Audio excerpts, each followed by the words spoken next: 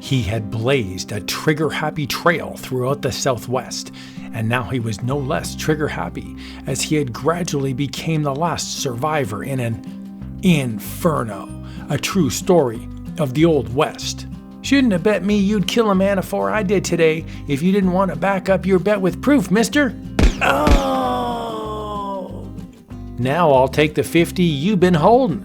Seems I won the bet. It's yours, youngster. Looks like a kind of scurvy way, knocking off a friend just to win a bet. No friend of mine. I wouldn't have done it, only his own hand was moving fast for his own guns. It was me or him. Chances are that he told the truth about the others drawing first. But there were other times, like the one in the Mexican border town, when the owner of a gambling joint was going home with his night's receipts. One way to break the bank without risking a dime? And there were times when the difference between life and death was only a matter of luck in escaping from a sheriff's posse. It was after such a series of episodes that the youngster decided to settle down for a while. Thus, he called on J.H. Tunstall, whose ranch was 30 miles south of Lincoln, New Mexico. Work, eh, young fella? What's your name? Bonney. William H. Bonney. Had fate not decreed differently, the job might have been a turning point for the better in the life of young Bill Bonney. He was a good cowhand, but trouble was to cross young Bonney's path in the person of L.G. Murphy, an ex-Army major, rancher, store, saloon, and hotel owner.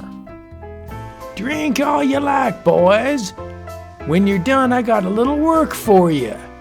Yay! Set 'em up, bartender. Drinks are on the house. While the drinking was going on, Murphy sat at a table with Sheriff James A. Brady. What you want done with this writ? I want it served on Tunstall. But by my man Jim, you can deputize him. Tunstall's McSween's partner. If McSween owes me money, so does Tunstall, and he's not likely to duck being served. Not when the boys leave the bar on that day. February 13th, 1878, Tunstall, his foreman, Dick Brewer, and the youngster were riding into town on business. Look, Mr. Tunstall, wild turkeys. See if you can get one, boys. We'll take it to Mrs. McSween. The flock of turkeys fluttered off among the thickets, with the two after them so that Tunstall was alone. When, hello, boys. What's all the excitement, eh? The answer of Murphy's men came fast. Oh! From the hilltop, Bill Bonney and Dick Brewer had viewed the murder. They were too far away to come to Tunstall's aid. But that's Murphy's gang, Dick, and I'll get every last one if I never do another thing. The scurvy dogs. They even had to shoot Tunstall's horse. It had been more than a legal move, of course. Murphy hated McSween and Tunstall because their success was a challenge to his power, and he had given the drink-filled men the word. But that night, in the home of Alexander A. McSween, we must forget revenge. The law will treat with those killers. Not me, Mr. McSween. Mr. Tunstall was my friend. Bill Bonney wasted no time. He caught up with Frank Baker and Billy Morton, members of the murder gang, outside Lincoln, and killed them. On April 1st, 1878, the youngster led 5 McSween-Tunstall men and formed an ambush in which they killed Sheriff Brady and Deputy George Hinman. The 2 others in the party escaped unhurt. Bonney did not return to Lincoln until the following July, when he holed up at McSween's residence, along with several Tunstall McSween men. At breakfast, McSween came to point with Bonney. Bill, ambushing the sheriff was a cruel, cowardly thing. You couldn't have hurt me more if you tried.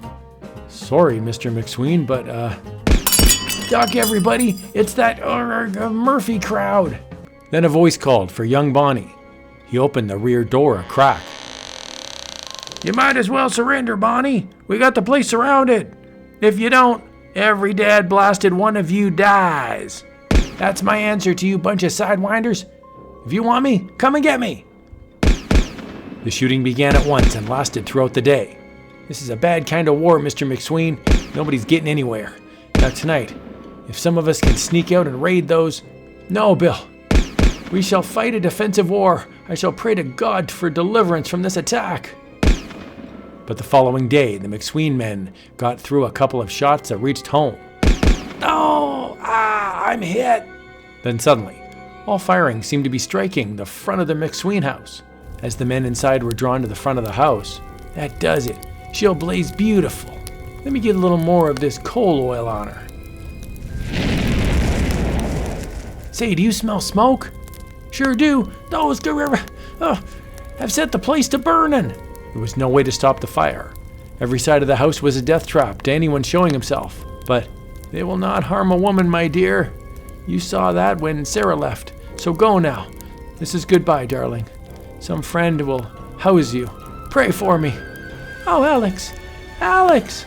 And so the men were left, until one at a time they tried to escape, and failed. Oh!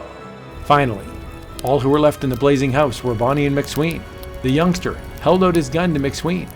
"My Bible is my only salvation," McSween said, and walked out to his death. "Shoot if you must. I am not afraid to die." Oh! "Come on, Bonnie. You're the last. Ha ha ha. This is your ambush." "Maybe they'll get me, but I'll get some of them first." He went into the night with his guns blazing, running, firing. 2 of the Murphy men fell dead under his fire. Another twisted in agony from his painful wounds. 50, perhaps 100 shots whipped the dirt about his feet, tore through his hat, his shirt, but his time had not yet come. Not one bullet hit him. He escaped unhurt, this youth whose friends lay dead. Fate was to allow him 3 more reckless years. Then he would die at 21, with a notch in his gun for each year of his life. And who was William H. Bonney? Yes, you have guessed correctly. He was Billy the Kid.